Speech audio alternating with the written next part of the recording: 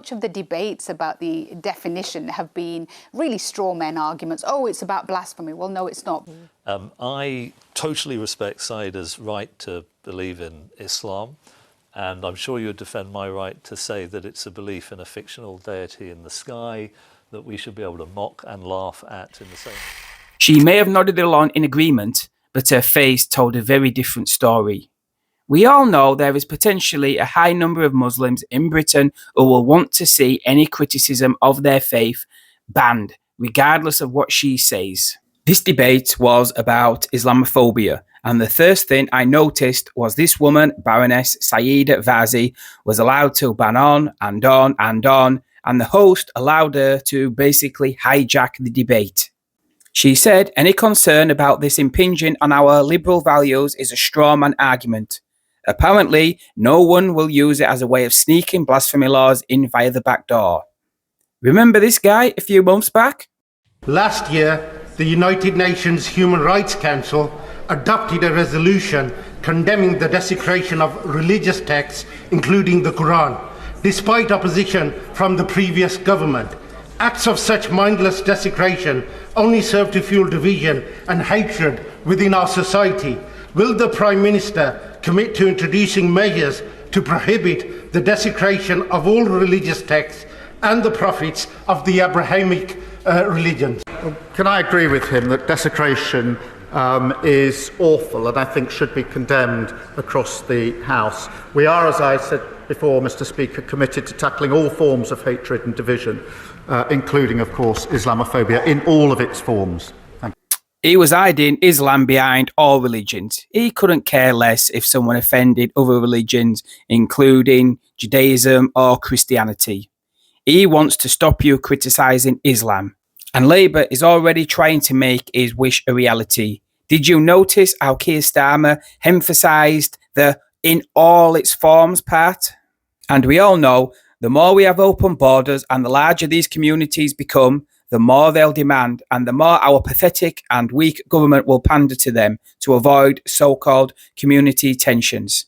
Anyway, take a watch. Working definition. The also what that means is this is not about prosecuting people. This is actually about judging institutions by behaviours within those institutions and trying to implement culture change. It's also a working definition like the IHRA sentencing definition, which basically means it will continue to change as society continues to change. The APPG definition, for example, which I was involved with, parliamentary group of British Muslims, the definition that I was involved with, and Dominic Reeve was involved with as well, was adopted by the Labour Party, by the Liberal Democrats, indeed by the Conservative Party in Scotland. My colleagues in the Conservative Party in Westminster did not adopt it. And I think this is the first stage. What that definition will look like is very much up to what the Prime Minister direction wants to take it. Even as a member of the APPG, I'm not entirely wedded to that definition, just like Rumi, not entirely wedded to their definition. This is about bringing together the work that's already been done in their own interest, in the parliamentary group and others, to basically say it's time to say, look, community of 4 million citizens of our nation, that actually you do deserve to be of equal worth and value and to be protected, and for institutions, particularly public institutions, to know what the parameters are of this new and pernicious form of racism. Okay, what type of racism that targets expressions of Muslimness or perceived Muslimness? You said you were open to that being changed. What would you change about that? I think it's a good definition, and I think if the government were to adopt that definition in its entirety with all the explanatory notes that go with it, then I think that would be a start. But I'm also open to the fact that what is important here is that this community feel protected and feel that certainly in the workplace they are of equal worth and value, and that this new form of racism, and it is a pernicious form of racism, is recognised and understood. I think much of the debates about the definition have been really straw man arguments. Oh, it's about blasphemy. Well, no, it's not, because it's not about changing the law, and it's not about protecting Islam or protecting a religion or any religion. It's about protecting people who are believers or perceived to be believers. I mean, what's interesting in this country is that a lot of Islamophobic attacks are not actually directed at Muslims. They're often directed at Sikhs or people with turbans who are perceived to be Muslims, or attacks on gurdwaras because they're perceived to be mosques. You know, the thing about most racists is that they're also not very bright people. So I think it's really important for us to say that these straw men arguments that are being put up, unfortunately, by certain think tanks, including organisations like Policy Exchange, need to be dismissed. And what's important for the government to do is to look at how the community deserves something that allows them to be protected. OK, well, some of the criticisms of a definition of Islamophobia is that it is too broad and would basically suppress criticism. Matthew, do you think we need a definition, an official definition? And if so, is that one that I read out from the APPG the one? The definition needs to be narrow, and the key thing is the interpretation. I totally respect Saida's right to believe in Islam, and I'm sure you would defend my right to say that it's a belief in a fictional deity in the sky that we should be able to mock and laugh at in the same way that we can laugh us atheists at Christians and other ideologies that have caused great damage to our world. I've just come back from the Middle East. Religion is at the heart of this terrible tragedy that's unfolding there, as it has been in many other places. And I want to be able to see, like the Book of Mormon, a wonderful satire on a particular variant of a religion. And what I loved about this particular artistic endeavour is that the programme of the first ever showing of the Book of Mormon, the Mormons took out an ad saying, look, if you disagree with this, come and meet us. They didn't feel they needed to intimidate these people. They recognised that in a liberal society, people have a right to offend other people for their religious beliefs, even if they're precious to them. That is how cultural evolution, how societies change and benefit. And I worry a lot that there is, I think, a sense of cultural intimidation. I doubt that, I don't know if you'd agree, that something as satirical about Islam would have easily been made into a big West End production. I mean, I agree with almost everything that you've said. And what's fascinating is that if you look at what Kenneth Stern, who was one of the original architects of the IHRA definition of anti-Semitism, says, he actually worked on that definition and then said, but I'm also concerned about certain organisations, including governments, adopting it because it has been weaponised by extremist Israelis. And that there will always be a weaponisation of a definition to pursue political ends. Could that definition be weaponised? Of course it could. Is the IHRA definition weaponised? Of course it is. But what we must have is in this country one consistency of treatment between different forms of racism and prejudice.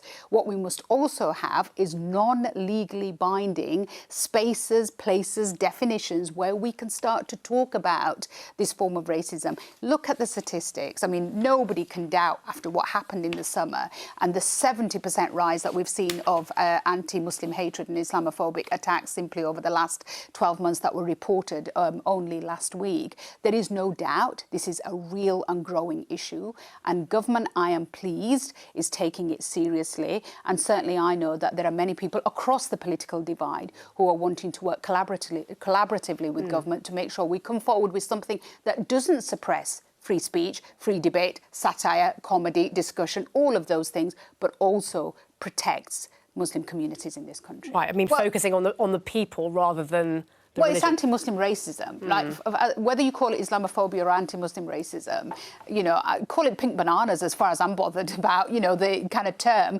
These are strawman arguments. We have spent a decade talking about the word, and all the while, anti-Muslim racism is on the increase. More Muslims are facing hatred, aggression, violence, you know, microaggressions in the workplace. This is happening on a daily basis.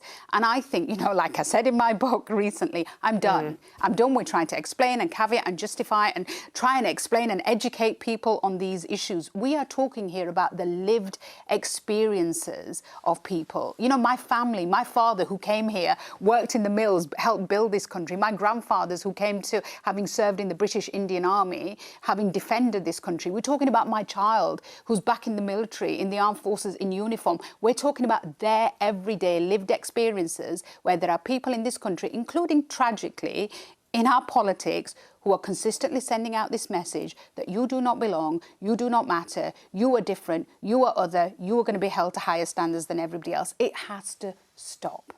Matthew, you wanted to come back? Well, I am half Pakistani, half Welsh. It's quite an unusual combination.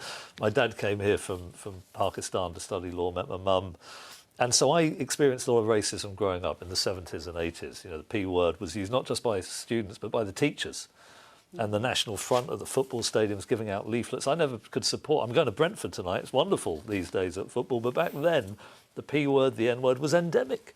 So I'm really pleased with how society has broadly in this country become, I think, tolerant and willing to judge people on the basis of their characteristics and character rather than their colour or anything arbitrary. But having said that, I think there's been a couple of things. Identity politics has been a disaster. Trying to define ourselves through narrow identity groups where there's apparently no bridge to the experiences of other people in different verticals. I think that's been really bad. And I'm worried about an uplift in, for example, the Tommy Robinson, who has criticised Islam and all Muslims. This is a very various group. There are some moderates. The Islamists, I think, are a massive danger to this country and to the wider world. These are the fundamentalists. I want to go after those people. But tarnishing everybody according to a single label is just deeply irrational. But isn't that exactly what a definition of Islamophobia is trying to stop? As I say, It's tarnishing all depends on Muslims. how it's used and how it's interpreted. I think it needs to be narrow, and it needs to be interpreted in the way that protects the great liberal traditions of free speech. Yeah, and I think that's such an important point to